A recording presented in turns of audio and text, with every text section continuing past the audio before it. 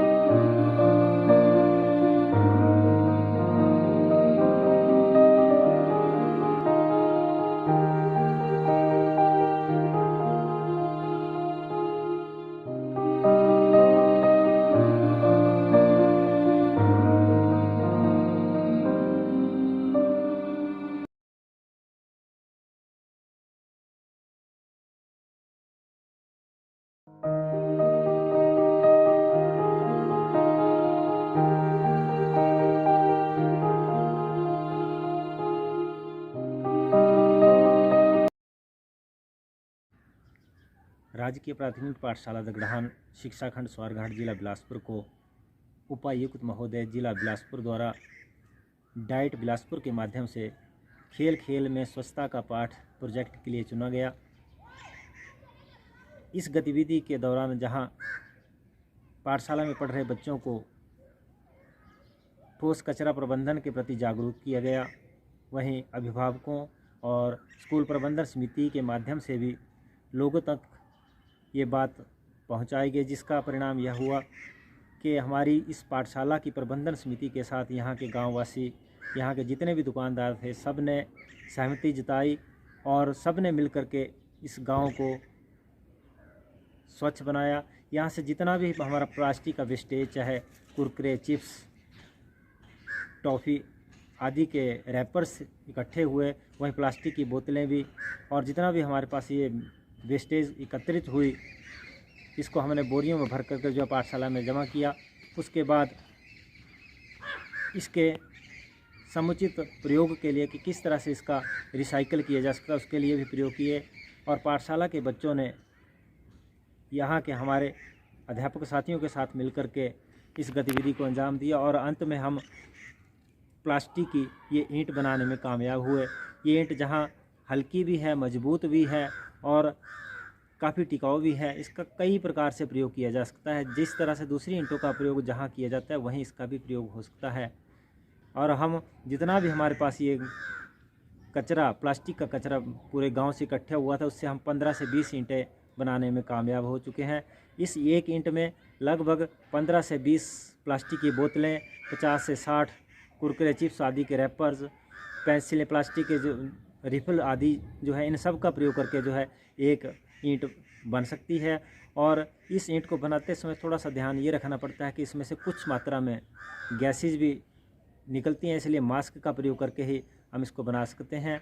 और मेरे विचार से अगर हम इस थोड़ी सी सावधानी के साथ इस काम को करते हैं तो हमारे आसपास का जितना भी प्लास्टिक के वेस्टेज है, इसको हम आसानी से जो है इसका निपटारा कर सकते हैं और हमारे पास इसका रिसाइकल बहुत बढ़िया एक प्रयोग हो सकता है। हमने इस ईंट का अभी तक और कुछ नहीं बनाया, लेकिन पाठशाला में घन और घनाभ का जो आयतन है उसके लिए भी इसका प्रयोग किया और बच्चों ने काफ़ी उत्सुकता के साथ इस प्रोजेक्ट को पूरा किया है।